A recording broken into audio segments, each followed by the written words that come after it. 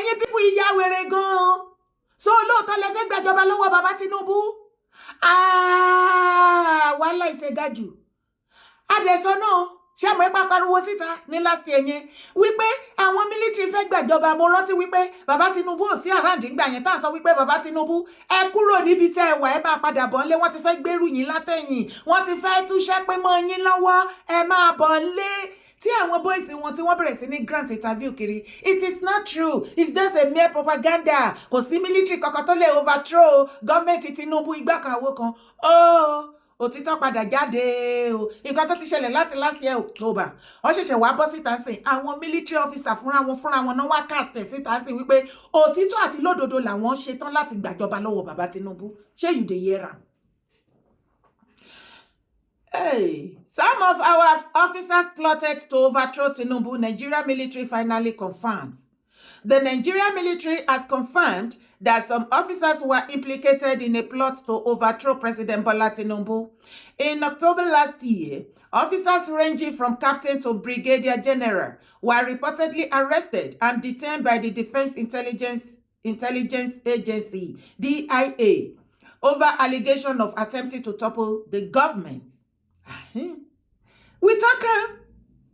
Asa Uba said officers found to have cases to answer will be formally arraigned before military judicial panel and tried under the Armed Forces Act and other relevant service regulation. Ṣé ti fetí ara yín gbọ́? Òtítọ́ ni àwọn ìjọba ológun fẹ́ gbàjọba lọ́wọ́ bàbá Tinubu. Bàbá Tinubu ẹ má sùn lé. Ta làwọn tó sọ fún yín wípé ẹ ti press gbogbo bọ́tì tó yẹ kẹ́ press inú Nàìjíríà ipe military ò lè gbàjọba lọ́wọ́ yín, wọ́n àgbà wá bomi ṣàn yín lọ́wọ́ tá ẹ bá dúró déédéé o. Bàbá Tinubu lórí election tó ń bọ̀ ní 2027 yìí ó máa fa kíkì gan ni o. Ṣé rí àwọn northern yìí, àwọn northern leaders and elders, especially àwọn El-Rufai, gbogbo wọn pátápátá, you know them na bàbá Tinubu. Gbogbo plan wọn pátápátá ni wípé kí ìjọba kàkà tẹ́ fi máa take over, tẹ́ máa continue second term yín. Wọ́n á yà gbàjọba lọ́wọ́ yín ni o. Tó bá rí wípé wọ́n gbogbo ọ̀nà tán gbà wọ́n rí ṣe. That is just the plan. Ọ̀nà tó dẹ̀ fi máa easy tá fi rọrùn fún wọn rèé. Ṣé ẹ mọ̀ wípé majority àwọn tó wà nínú Nigeria army wa nísìnyí terrorist mà ni wọ́n. Ìwọ àtẹ̀mí mọ̀. Ṣé bí gbogbo àwọn story tó jẹ́ pé gbogbo northern governor wọ́n á bọ́ síta with their shameful faces. Wọ́n máa sọ àwọn terrorists o, wọ́n ti repent o, wọ́n fẹ́ kó wọn lọ rehab o, tó bá ti kó wọn dé wọ́n á dẹ̀ kó army uniform sí wọn lọ́rùn just like that, no training no nothing, wọ́n á dà wọ́n sínú military wa to the extent tó fi já sí wípé báyìí sọ̀rọ̀ ẹ báyìí àánú àwọn original ọmọ Nàìjíríà tí wọ́n finú fídò yọ̀ǹda ara wọn wípé iṣẹ́ yìí làwọn yàn láàyò láti máa dáàbò bo orílẹ̀-èdè wọn àtàwọn ará ìlú wọn àti citizen àwọn masses wọn. Àwọn ni wọ́n padànù ní inú láàrin àwọn military wa, wọ́n ti fẹ́ pa wọ́n tán. Wọ́n ò sọ̀rọ̀ síta ní ìjọba Nàìjíríà ò sọ̀rọ̀ síta ní. Ìjọba Nàìjíríà ò sọ̀rọ̀ síta ní. Àwọn northern ti fẹ́ pa gbogbo original military wa tán. Wà ní rọ́mọ̀ pa ìwọ náà wá wo fídíò. If we kill 1,000 militants, terrorists today, there are over 10,000 that are willing to join because they have already been indoctrinated. The only way to stop this is to go to the heart of this, which is the financiers, the supporters, the enablers. If we don't go after them, then we are just sacrificing our soldiers in the forest. Ẹjọ́ nǹkan tí wọ́n sọ ń bì. Ṣé kò ṣe nǹkan tí ìwà àtẹ̀mí ta ti ń pariwo fún bàbá Tinubu láti ìgbà tó ti become president? Ẹ lọ arrest gbogbo financier wọn náà. Tẹ́ ẹ bá ní nǹkan kókó kan wù ó ń ba nǹkan jẹ́ ẹ wá ń gé lórí ẹ ti gbàgbé wípé tí atẹ́gùn bá ti fẹ́ sí tí ooru fẹ́ sí ó tún máa ṣe kí ni á wù padà. Láti lè stop terrorism nínú Nàìjíríà ó ní wọ́n ní láti ṣe kí ni wọ́n ní láti lọ make arrest gbogbo àwọn terrorist financier. Kí ló dé tó difficult fún President Bola Ahmed Tinubu láti arrest wọn? Kí ni irú El-Rufai yìí ṣì ṣe? Because wọ́n ní kí Nigeria government kí wọ́n porúkọ wọn síta kí wọ́n dẹ̀ lọ pick wọn. But it has been so difficult for Nigeria government to do that. But àgbọ́ tí àwọn Dubai tó sorúkọ wọn some years back gbogbo wọn pátápátá la mọ̀. kí ni àwọn El-Rufai kí náà dúró ṣe tí bàbá ò tí gbé wọn? Àwọn Sultan wọn bá ìwà láyé, àwọn bíi Sheikh Gumi àti gbogbo wọn bẹ́ẹ̀ ní north ńbẹ̀. Kí náà yìí dúró ṣe? Bàbá Tinubu, tẹ́ ẹ bá sọ wípé lótìtọ́ àti lódodo lẹ rí lè fẹ́ ṣe nǹkan gbòógì tí gbogbo ọmọ Nàìjíríà àti gbogbo àgbáyé ò ní gbàgbé ìjọba yín. Ẹ bá àwọn ọ̀nàdẹ́nà mú nǹkan lẹ̀ lórí ọ̀rọ̀ insecurity. You are the only last person tó lè ṣe iṣẹ́ yẹn because there is nothing you are expecting from these people. Owó ọlá anything second term àbí? Oh God. Ṣé nítorí second term yẹn wá ní do the needful báyìí bàbá Tinubu? Ẹ̀mí wá ṣe iyebíye because the way it is. Wọ́n ti fẹ́ pa gbogbo àwọn military wa tán. Ṣé bẹ́ẹ̀ gbé lẹ́nu bàbá yẹn? Ṣé rí gbogbo àwọn news tẹ́ ẹ rí tí àwọn Nigeria military máa ń gbé síbẹ̀? Àwọn pa terrorist kan. Àwọn ti lọ attack terrorist den. Wọ́n ti dáná sun wọ́n ti it's all lie o. Àwọn terrorist ń pa òbítíbitì Nigeria military officers wa o. Àánú wọn máa ń ṣe mí ni most especially ṣé mo wípé àwọn terrorist yẹn ló ti dominate Nigeria military kíní wa. Àwọn ọmọ original Nigeria tí wọ́n finúfídò wípé iṣẹ́ àmì wù wọ́n tó yàn láàyò wípé ó wù wọ́n kó máa dáàbò bo orílẹ̀-èdè wọn àti dúkìá àti gbogbo ẹ̀mí àwọn aráàlú. Wọ́n ti fẹ́ pa wọ́n tán. Àwọn terrorist ló dẹ́kun, that is why tó ṣe máa rí tó rí oríṣiríṣi fídíò tó circulate online tó jẹ́ wípé o máa rí àwọn military checking point wọ́n á dúró wọ́n á wà bẹ́ẹ̀ tó bá just a stone throw wàá rí àwọn terrorists á máa operate níbẹ̀. Àwọn military dẹ̀ máa rí wọn bẹ̀ wọ́n á dẹ̀ tọ́jú nù wọ́n á fọ̀parin tiwọn because they are the same. Má sọ wípé ikú terrorist ilé ẹ̀bọ̀ ó wá rí àwọn army uniform kan lọ́nà ó wá lọ sáré bá wọn na dem wọ́n ti take over. Èyí tó fi máa mọ̀ náà ni wípé ṣé o ti máa ń gbọ́ nípa Bello Turji? Bello Turji ìkan lára àwọn olórí terrorist for so many years tí Nigeria government máa parọ́ fún wa tẹ́lẹ̀ wípé wọn mọ whereabout wọn. Last year ni wọ́n cast. Ní ìgbà tí President Tinubu ní pé kó lọ make peace party pẹ̀lú wọn àwọn terrorist leaders. Ṣebí wọ́n locate ibi tí wọ́n wà. Ìgbà tí wọ́n rí wọn bẹ̀ kí ló dé tí wọ́n arrest wọn àbí kán do the needful. Ṣebí wọ́n ṣe peace party wọ́n dẹ̀ tún gbowó pẹ̀lú òbítíbitì owó ni o. Lẹ́yìn ìgbà yẹn ṣé wọ́n ti ṣé ẹmọye ẹ̀mí tó ti kidnap ẹmọye ẹ̀mí tó ti sọnù báyìí tó jẹ́ sí wípé ká máa pay ransom to the terrorists. You can never stop anything, we never change anything. Ní ìgbà tí olórí terrorist ní Sanfara Bello Turji tá a padà rí online pé is one of the APC member tóun náà ní APC membership card dání ẹ wá lẹ fẹ́ kọ́ọ̀bù terrorism nínú Nàìjíríà. Why are you deceiving us? Bàbá Tinubu kí ní ìtánìṣì méjì ìjọba yín o. Bello Turji olórí ìkan lára àwọn olórí terrorist nínú Nàìjíríà tó wà brutal gan. Òun náà jẹ́ ìkan lára àwọn mẹ́bà nínú APC. He has his own membership card. Bàbá Tinubu alas nǹkan ṣe ṣẹ́tìrì gbogbo owó tí Nigeria government both the past the present àti èyí tó ń bọ̀ tí wọ́n fi orúkọ ìwọ àtẹ̀mí lọ yá ó kiri lórí social media. Àwọn World Bank wọn ò mọ owó kan tó kì í kó sílẹ̀ IMF wọn ò mọ owó kan tó kì í yá Nàìjíríà yàmọ̀ pé àwọn ti ra Nàìjíríà pàtẹ wọn. Tí Nigeria government bá fẹ́ lọ yá àwọn owó wọ̀nyí wọ́n á ní nutrition ni o wọ́n fẹ́ ṣe nutrition food fún àwọn children. Ẹ bá wa bèrè lọ́wọ́ government children wo ló benefit nínú ìjọba yín rí? Wọ́n lè sọ pé ọ̀nà ni o wọ́n lè sọ pé security gan wọn kò sí nǹkan tó kì í fi wá ojú rere kiri àwọn western world láti gbowó ṣùgbọ́n tó bá ti gbowó yẹn àgbọ̀n kankan mọ́. The next thing àwọn northern leaders and elders wọ́n sáré ṣe meeting wọ́n ní kí àwọn terrorists wọn kọ́ lọ strike níbì kan wọ́n kó students wọ́n kó oríṣiríṣi wọ́n bẹ̀rẹ̀ sí ní béèrè ransom 200 million 1 billion 500 million. Kàkà tí Nàìjíríà owó tó yẹ kó fi ṣe nǹkan fún àwa wọ́n divert owó lọ fún wọn bẹ̀. Àwọn northern leaders and elders jẹ́ kí Nàìjíríà move forward gbogbo owó tó yẹ kó fi tún Nàìjíríà ṣe tó yẹ kí Nàìjíríà citizen ká máa benefit from it. Wọ́n fi pay ransom fáwọn northern leaders and elders. Òun ni wọ́n ṣe sọ wípé bàbá yẹn bàbá ọba ńlá ní Ìfẹ́lódún local government ní Kwara ìyàwó ẹ̀ olórí ẹ̀ ẹ̀bẹ̀ rí ìyàwó ẹ̀ bó ṣe fine ó ti fi gbogbo owó ransom ó ti fi lo cream tán tó bá wá rí wọn wá máa lo mọ́tò biggest mọ́tò wàá máa rí jewelries millions upon millions lọ́rùn wọn tó bá dé party wàá máa rí wọn ọmọ owó kan tó kì í ná wàá wá máa béèrè lọ́wọ́ ara ẹ̀ pé ṣòṣìlẹ̀ ayé wá ni ṣòráyé wọn. Wọ́n ní ṣaka ńláńlá bẹ́ẹ̀ ni wọ́n fi gbé owó bìtìbìtì lọ fún olórí bàbá ńlá ní Kwara ní Ìfẹ́lódún local government.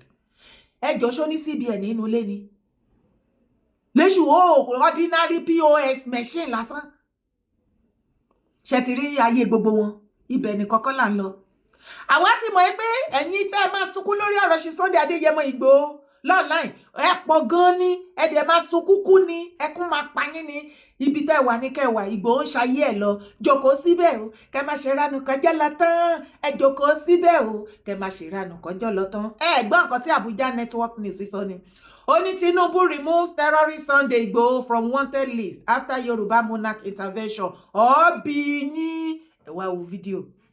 Gbogbo ọ̀rọ̀ yìí bẹ̀rẹ̀ sí gbé ó wá dúpẹ́ fọ́lọ́run pé lọ tí mo ti fi lélẹ̀ tí mo ti lọ tí mi ò rò kà pé mo lè padà. Bàbá mi ò jíjọ́ kan kí n rí rò rí pé mo lè padà wá lù. Gbogbo èyí tí mò ń wá gbà yẹn wọ́n fa gidi wá lọ́la bàbá mi Olúgbọ́n. Bàbá Olúgbọ́n ò ní mọ̀ bọ̀. Ẹnu bá dọ̀dọ̀ bí bàbá ìṣọ́ ìnáwó ní ọ̀sọ́ tó ṣùgbọ́n tí ìyẹnjú ẹ̀ tán o. Ṣùgbọ́n wíwá táwọn wáyì wọn bọ̀ ná tí ẹ̀ mọ́ wọlé ọmọ jáde.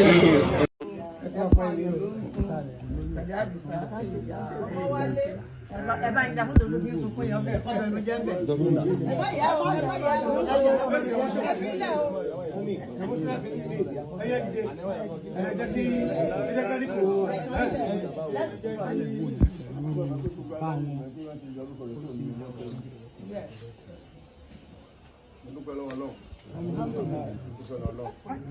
Ọjọ́ tí mo mọ bàbá mi ló bá dàgbà. Ìmọ̀ wípé orí kú tí ó yẹ ti ìdààmú tí ó yẹ lórí mo kábíyèsí rẹ̀. Bàbá mi ní kọ́ lọ pè ní bàbá àwọn oníkọ́ńtà. Àṣé Ọlọ́run fẹ́ pa mímọ́ fún wọn lórí ti forí balẹ̀ sí wọn lábẹ́. Kí n wà pẹ̀lú wọn. Torí Ọlọ́run ti wo ọjọ́ iwájú, ó ti wo ọjọ́ ọ̀la mi, ó ti wo ọ̀rẹ́ tí máa dá.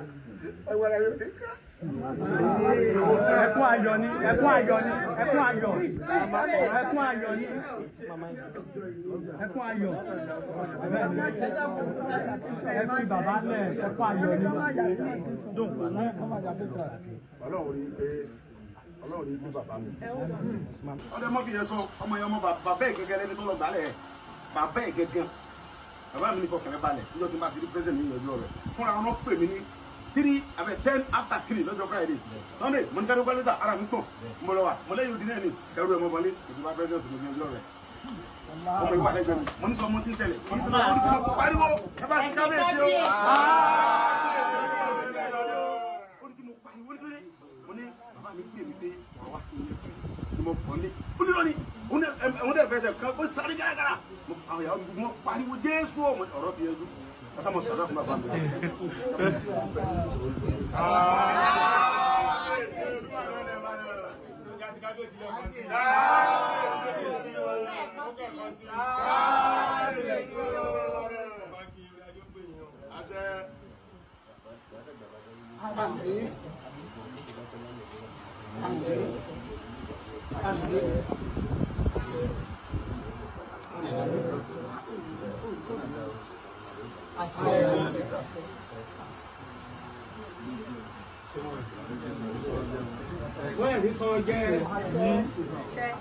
Àwa mọ̀ pé máa bọ́ síta wá sunkún àti dúró àti dúró as e dey pay una e dey sweet us as e dey sweet us ọmọ e dey pay you as e dey pay you e dey sweet us as e dey sweet us ọmọ e dey pay you. Ìgbòho gba freedom ojú tì yín ẹ lọ kú àbẹ́yìn orí ni wọ́n mà ti bẹ́ yẹyẹyẹ sàn láì ẹlòmíì tún ti sọ Ìgbòho kò ní secret gbẹ́nu orí burúkú ẹ wọ ọgbẹ́ lọ sọ yẹn fún ìyá àti pọ̀nrí pọ́ngbà bàbá lákú bàbá ẹ nínú ilé yín lọ́wọ́ advice ìyálà já ẹ torí tó bá advice ìyá ẹ àti bàbá ẹ ò ní jókòó sàn láì kó máa constitute nuisance èèyàn ṣe lé ayé ẹ lọ ẹ sọ fún yín pé he talks too much ẹ fẹ́ tú ayé ẹ̀dá kò ní Ìgbòho onírògùn atúnidá bí Ọlọ́run tí ẹ ṣe dá nìyẹn ẹ lè pa ọ̀rọ̀ mọ́ lẹ́nu tó ẹ bá fẹ́ kó sọ̀rọ̀ ìwọ ni kò di etí ẹ̀ pa tó bá ti sọ ó ti sọ́nà nìyẹn ẹ lọ kú.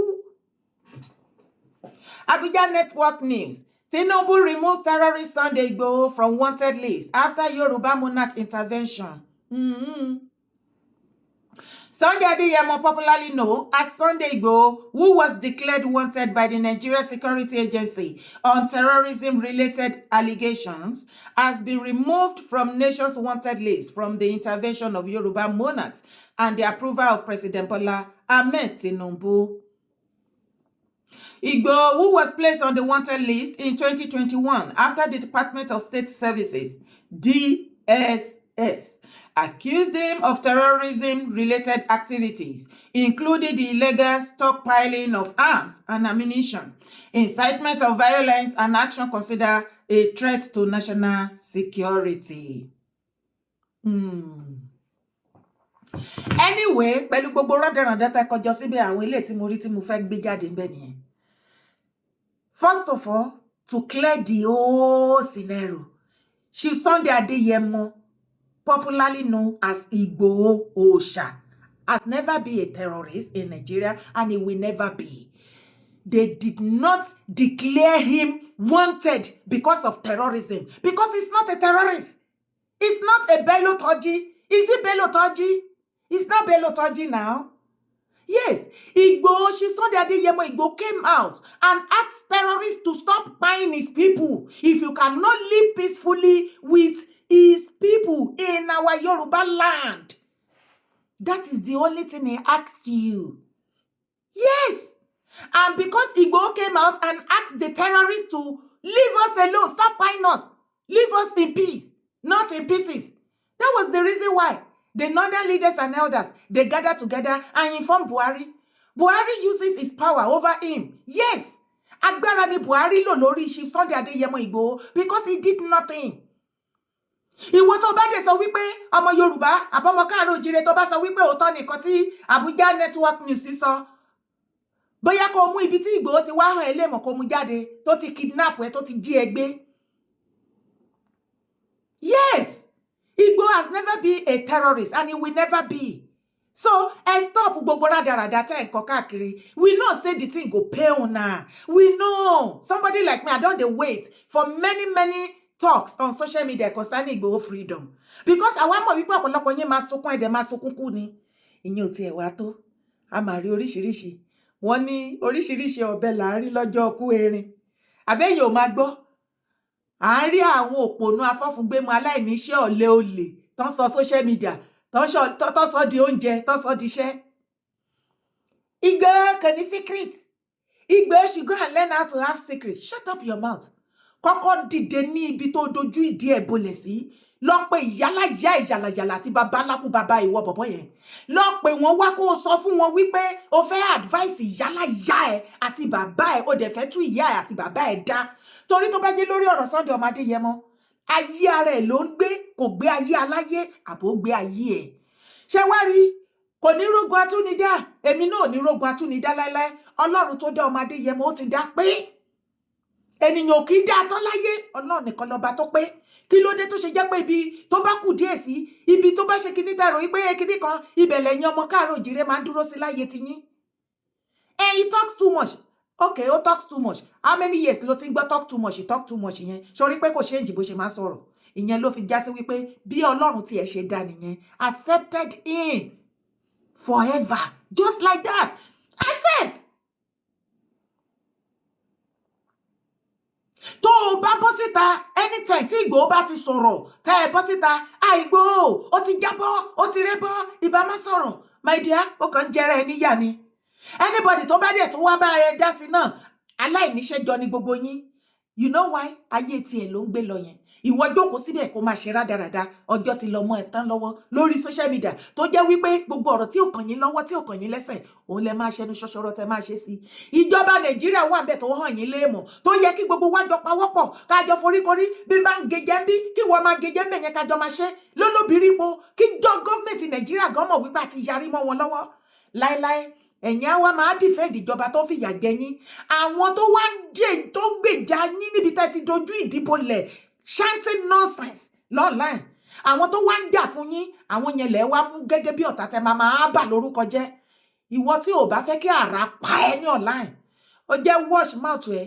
Mo sọ fún yín o kò ní délé tọ́kẹ́ wá máa pariwo orúkọ online kò kán èmi ò rán ìyá anybody tó bá dé lórí ọ̀rọ̀ Ìgbòho tí àbá tí mú scapegoat bíi 3 sí 4 ká ẹ lọ ṣẹ̀wọ̀n mo dẹ̀ assure ẹ anybody tá a bá ti gbé this time around Chief Sunday Ìgbòho ò lè dá sí kò kán Ìgbòho yes kò dé sí gbogbo èèyàn tẹ́ bá mọ̀ ní the whole of káàárọ̀ òjíire tẹ́ bá lọ pè wá àní gbọ́ àní gbà torí a máa ṣàlọ̀ṣàlọ̀ kó tó jà ní wá wọ́n rí wa bí mo ṣe lanu tí mò ń pàdé báyìí àbí go and face your life ẹ fọmọdé yẹ mo sílẹ̀ ṣé kó má tiẹ̀ sọ̀rọ̀ mọ́ ni ṣé kó má wúkọ́ mọ́ ni tí ò bá dé tún sọ̀rọ̀ ẹ̀yin náà lè máa ní ó tún ti kò lè sọ̀rọ̀ mọ́ o kò lè ṣe kinní kan kí lẹ fẹ́ kó ṣe ganan kí lẹ fẹ́ kó ṣe fi ilẹ̀ ìjọ ṣẹlẹ̀ ayé ara ẹ̀ ló ń ṣe yìí lẹ́ẹ̀kan sí ṣì Sunday Adéyẹmọ òkú èwo ewì náà kì í pa àwòdì òkú ewu bàbá Ládọjà bàbá onírìṣà ẹ ṣeun gan ni adúpẹ́ lọ́wọ́ yín President Bola Ahmed Tinubu kùndùsì fún yín mo lo èdè ọmọ yín kan lára àwọn ọmọ yín náà ni kùndùsì fún yín lórí eléyìí agbe fún yín gbòsà ìwọ tí ò bá tẹ́ lọ́rùn tètè lọ mú sniper orúkọ tèmi ò yí padà iye dára kòwé kó má gbàgbé láti bá mi subscribe now like my video drop your comment má gbàgbé láti bá mi share kún mi lọ́wọ́ mi ò lè dá ṣe gbogbo ẹ̀yin tẹ́ ń bá mi share tẹ́ ń bá mi fún ní support God bless you ní dálé ayé ṣe bye for now.